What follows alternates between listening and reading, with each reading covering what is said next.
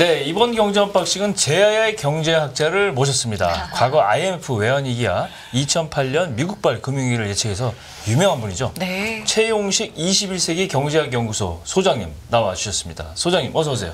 안녕하세요. 예. 반갑습니다. 반갑습니다. 예, 반갑습니다.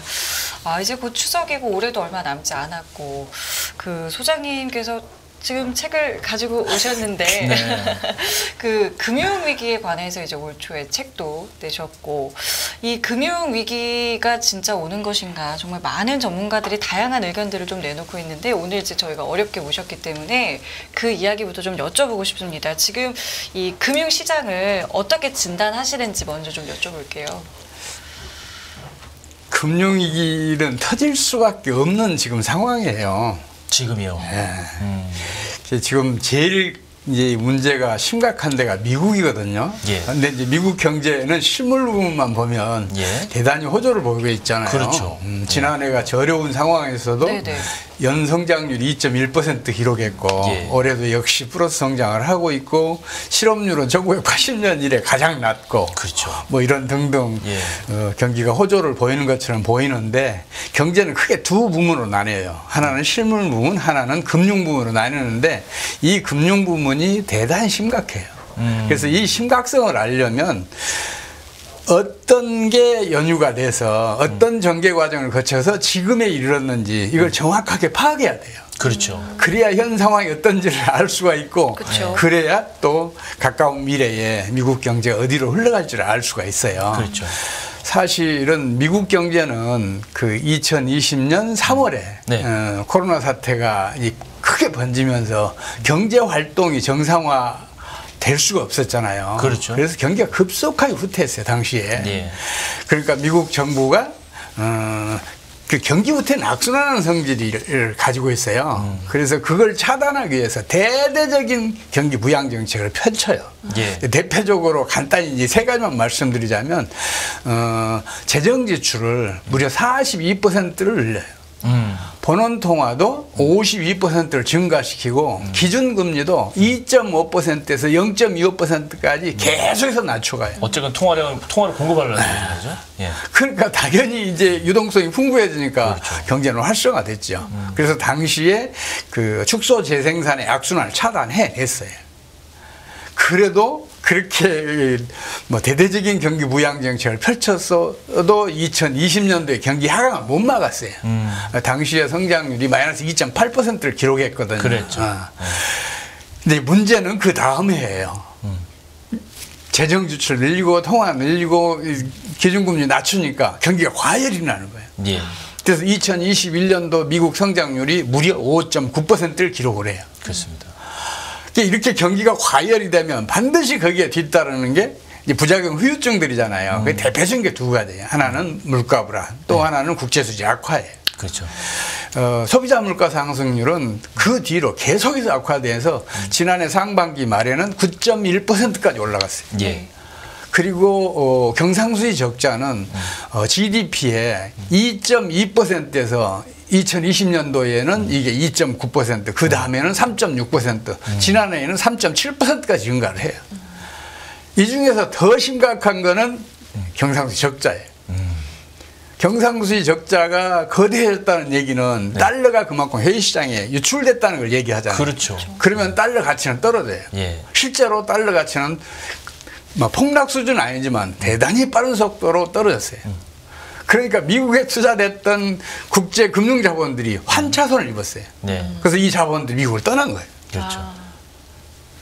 그러니까 당연히 미국 내 유동성은 축소됐고 이 유동성 축소가 신용 파괴 원리를 작동을 시켜요. 그러니까 신용 수수배만큼 통화량이 수축되는 그런 압력으로 경제에 작용을 한 거예요. 그렇죠.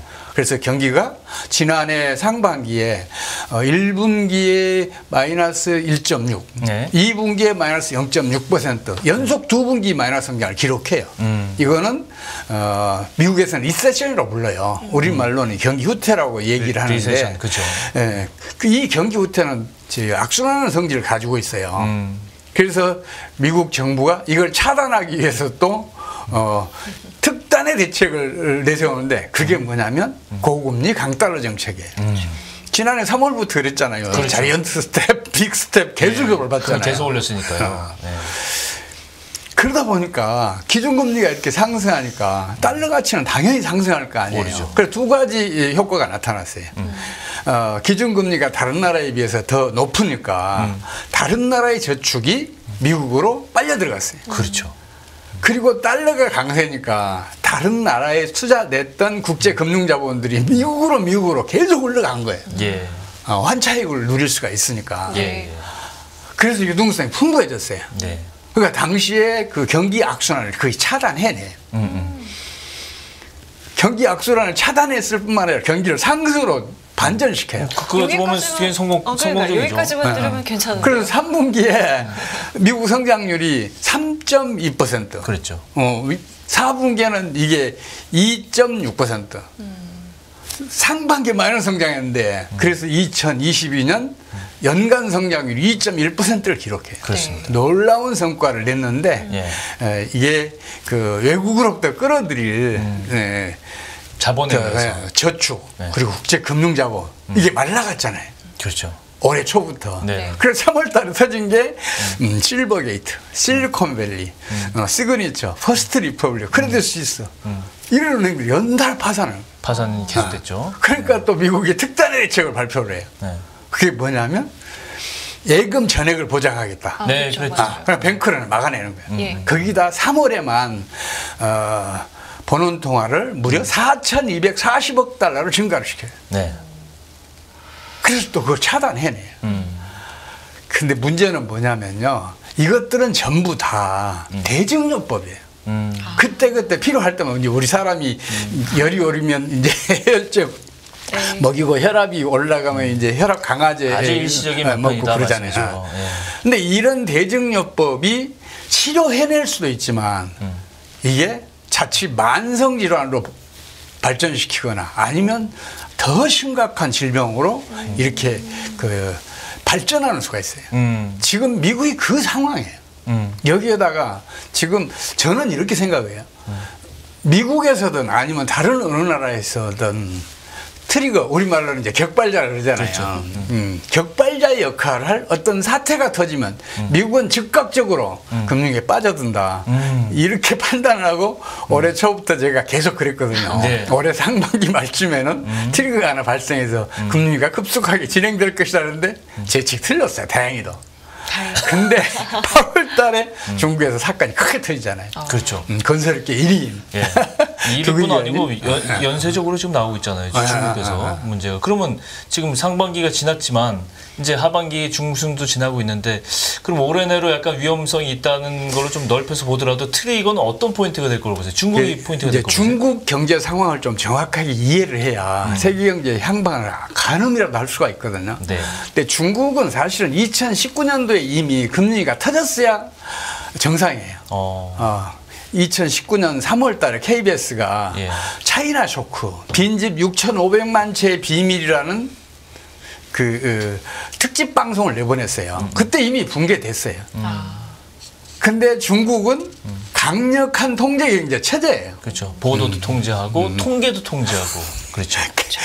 비교해서 말씀드리자면 홍수가 몰려오는데 예. 통제 경제 체제라는 강력한 댐을 구축해서 그걸 막아내고 있었는데 중국 부동산 시장 계속 악화되고 있잖아요. 지금 빈집이 1억 3천만 채라고 그러잖아요. 예. 거기다가 미분양 아파트까지 지금 700만 채라는 얘기가 나오고 있어요.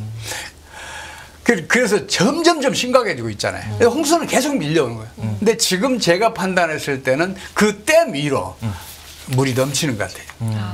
그러면 모든 댐은 물이 넘치면 붕괴됩니다. 그렇죠. 그래서 중국 경제도 붕괴될 텐데 그게 어느 시점이냐만 관건이라고 생각을 해요. 그래서 지금 굉장히 위험하다. 중국이 과연 헤쳐나가겠냐. 아무리 강력한 통제 경제 체제라도 어느 한순간에 무너지는 수가 있다. 맞아요. 이렇게 판단하려고 유심히 바라보고 있는데 지금 언제 터질지는 저도 모르겠어요. 제가 확실히 아는 것은 이런 트리거 역할을 할 어떤 사태들이 안 터지더라도 미국에서 그 다우지수 이게 심리적인 저지선이 3만이라 그래요 흔히. 그렇죠. 이게 3만이 무너지면서 속절없이 폭락할 수도 있다. 그렇게 되면 미국에서 본격적으로 금리가 터지고 그리고 이게 세계 경제 전체로 전염될 것이다. 뭐 코로나 사태도 그렇잖아요. 전 세계로 전염됐잖아요. 그렇죠. 그래서 경제 질병도 마찬가지예요. 전염성이 굉장히 빨라요. 코로나도 중국에서 왔고 경제 금융위기도 트리거도 중국에서 출발하겠네요. 잘못하면. 사실은 그게 경제 병약적인 관점인데 예. 경제학에는 병약이 없어요. 예. 그러면 뭐 이 방송을 많이 보고 계시는 분들께서는 그러면 이제 어떻게 해야 돼? 라고 걱정을 하실 수도 있잖아요. 소장님께서는 만약에 그런 분들께는 뭐 간단하게 조언을 해주신다면 지금 상황에서 뭐 어떤 이야기를 좀 해주실 수 있으실까요? 사실은요, 개인이든 기업이든 국가 경제가 파국이나 위기에 빠져들잖아요. 그럼 어떻게 해볼 도리가 없어요. 맞아요. 세계적인 금리가 터졌을 때도 세계적으로 각광받던 기업들이 하나둘 무너졌잖아요. 네. 뭐 예를 들어 베어스턴스. 당시에 현금 보유 비율도 높았고 경영수지도 좋았어요. 예. 리먼 브라더스. 마찬가지죠. 이거는 그 경영학회에서 우수 기업으로 선정했을 정도로 좋았어요. 그렇죠. 경영 상태가. 근데 속절없이 무너지잖아요. 그런 일이 벌어질 수가 있어요. 그래서 지금처럼 앞날이 불투명할 때는 개인이든 기업이든 최대한 수비적으로 그리고 신중하게 투자하는 경제 활동을 할 필요가 있어요. 그래서 저는 그 말씀을 당부드리고 싶고 또 하나는 우리 정부가 저는 이렇게 생각을 해요. 세계적인 경제 위기가 우리나라를 덮쳐오더라도 이거 얼마든지 큰 타격 없이 벗어날 수 있다. 사전에 유동성을 충분하게 확보를 해놓으면 그게 가능하다고 생각을 하는데 정부는 자꾸 판단을 잘못하고 있어요. 지금 오늘 뭐 저 환율이 1340원 넘어갔잖아요. 예. 고환율 정책으로 수출을 늘려서 경기를 호전시키겠다? 이게 성공한 사람은 세계사에 단 하나도 없어요. 아, 그렇습니까? 이게 좀 어려운 얘기지만 풀코스터디가 작동해서 그래요. 그리고 또 하나는 명품일수록 가격이 내리잖아요. 매출은 뚝 떨어져요. 예. 우리나라 수출품은 전부 다 명품이잖아요. 예. 중국 때문에 우리나라 수출 줄었다는 얘기를 하는데 틀렸어요. 왜냐하면 중국 경제가 후퇴하기 전에 우리는 고환율 정책을 펼쳤고 그때부터 수출이 급감한 거예요. 그럼 고환율의 영향이 더 크단 말이에요. 그리고 반대로 환율이 점진적으로 떨어지잖아요. 수출은 반드시 준 거예요. 왜냐하면 환율이 떨어지면 수출 기업들 다 망해요. 망할 지경에 처한다고. 그렇죠. 그러면 기업들은 망하지 않기 위해서 필사적인 노력을 기울여요. 그러니까 100달러짜리 수출하던 업체들은 150달러짜리 개발해야 되고 그것도 안 되니까 200달러짜리를 개발해야 돼요. 오히려 역설적이네요. 그래서 환율이 점진적으로 떨어지면 기업들의 경쟁력도 높아지만 국가 경제의 경쟁력도 높아져요. 그것뿐만 아니라 지금 상황에서 보자면 우리 환율이 지금 하루빨 1,100원대로 떨어져야 된다고 제가 주장하고 있는데 그렇게 되잖아요. 네. 그럼 우리나라에 투자하면 환차익이 생겨요. 그렇죠. 그러니까 우리나라를 떠났던 국내 금융자본들, 글로벌 자본들이 다시 돌아오고 국제 금융자본들 국내에 돌아와요. 네. 유동성이 풍부해져요. 그렇죠. 그러면 금융위기가 진행되면서 신용 파결이 작동하는 것을 이 풍부한 유동성을 차단해낼 수 있단 말이에요. 네. 저는 우리 정부가 제발 좀 판단을 그렇게 해줬으면 좋겠어요. 근데 문제는 뭐냐면 정부는 자꾸 수출이 GDP의 절반에 육박한다는 얘기를 해요. 이게 틀렸어요. 왜냐하면 수출은 매출 총액이잖아요. 예. GDP는 부가치 총액이잖아요. 예. 아, 그러네요. 네. 매출 쉽게 얘기하면 총액은 이익이 아니고 매출인데. 그러면요. 예. 부가치의 4배예요. 예. 그래서 그 기준을 일치시키잖아요. 뭐라든지. 네. 그러면 우리나라 수출은 GDP에 한때는 8% 밑으로 떨어진 적도 있어요. 지금 9.23%밖에 안 된다고요. 내수가 90% 이상이에요. 그렇다면 내수는 환율이 점진적으로 떨어지잖아요. 그럼 우리 주요 자원들 다 수입에 의존하잖아요. 그렇죠. 또 중요한 그 설비들도 수입에 의존하고 있잖아요. 그것도 다 값싸게 사올 수 있어요. 그러니까요. 가격이 좀 괜찮아지죠. 당연히 환율이 점진적으로 하락할 때 내수는 확장된단 말이에요. 예. GDP의 90% 이상을 차지하는. 예. 좀 그런 판단을 좀 해줘야 되는데 좀 그 어떤 고정관념이 지배하고 있는 것 같아요. 우리 기업들이 얼마나 세계적으로 최강인지, 우리 국민이 얼마나 세계적으로 최강인지를 정부가 좀 믿어줘야 되는데 그걸 못 믿는 것 같아요. 맞습니다. 근데 하던 얘기 다시 돌아가면 이제 금융위기가 세계적으로 오면 이제 중국과 미국에서 터져서 오면 우리도 이제 그런 식으로 이제 잘 커버를 하고 견뎌내야 되는데 우리나라의 가장 취약점 제가 개인적으로 보기에도 부채라고 생각합니다. 국가 부채가 지금 2,000조 원 넘고 가계 부채가 700조 육박하고 있어요. 이 문제가 가장 취약하다. 저는 그렇게 생각하는데 어떻게 보십니까? 이 부채 문제는. 가격 동향을 정확하게 파악하려면 수요는 물론이고 공급도 같이 봐야 되잖아요. 그렇죠. 부채도 마찬가지예요. 예. 부채 이면에는 대출이라는 게 있잖아요. 그렇죠. 부채가 증가하기 위해서는 금융기관의 대출이 늘어야 돼요. 예. 그러니까 금융기관의 대출이 는다는 얘기는 자본 축적이 충분하지 않으면 그게 늘지를 못해요. 그렇죠. 그러면 제가 물어볼게요. 자본 축적이 국가 경제에 도움이 되는 거예요? 이게 나쁜 거예요? 아니 자본 축적이 있어야지 사실은 아니 그럼요. 레버리지도 높일 수 있고 여지가 생기는 거잖아요. 자본 축적이 충분해야 금융시장도 활성화되고 그리고 경제 성장도 그 힘을 받는단 말이에요. 예. 그래서 양면을 봐야 되는데 자꾸 한 면만을 보니까 그럼 잘못된 판단을 하는 거예요. 특히 가계부채 같은 경우에는 자꾸만 우리나라 경제 전문가들 그리고 IMF 등등이 우리나라 가계부채 비율이 세계 최악이라는 이야기를 해요. 네네. 뭐 GDP를 넘어왔으니까 이미 그죠? 근데 한국은행이 공식적으로 발표하는 통계에 따르면 우리나라 가계부채 비율은 GDP의 86.4%에 불과해요. 아 그렇게 기준이 다릅니까? 아니 낮아요. 아. 세계적으로 보면 가계부채 비율이 높은 나라일수록 네. 소득은 높고 경제도 안정적이에요.